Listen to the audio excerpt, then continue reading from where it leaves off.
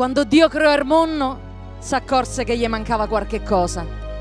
Alzò gli occhi al cielo e da una coperta tra puntane e stelle prese la meglio tra quelle più belle e con un soffio di stilla vitale l'appoggiò sui colli e fu Natale. E quando il sole s'affacciò all'orizzonte illuminò sta città dolcemente e con acquerello de 1000 colori la sparpagliò de petali e fiori.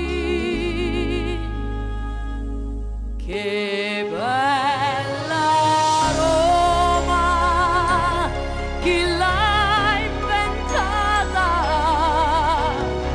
È stato senz'altro un mago, una fata, che ha scelto l'armazzo dei 1000 colori, e il fiore più bello tra tutti i fiori, e il fiore più bello tra tutti i fiori. Roma sei tu, la stella più bella.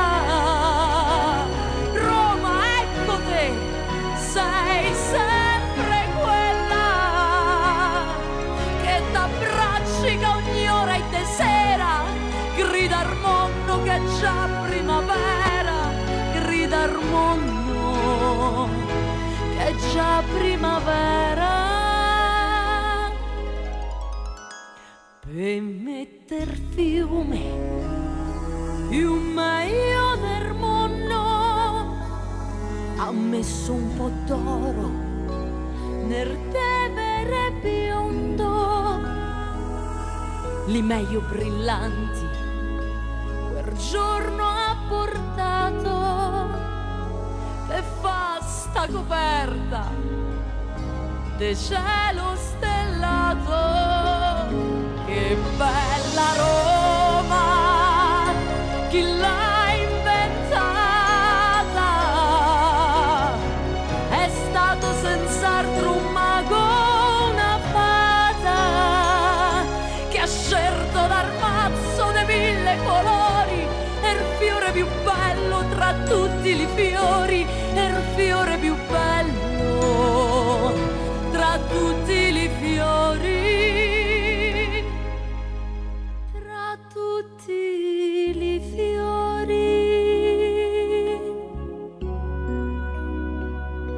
tra tutti i fiori.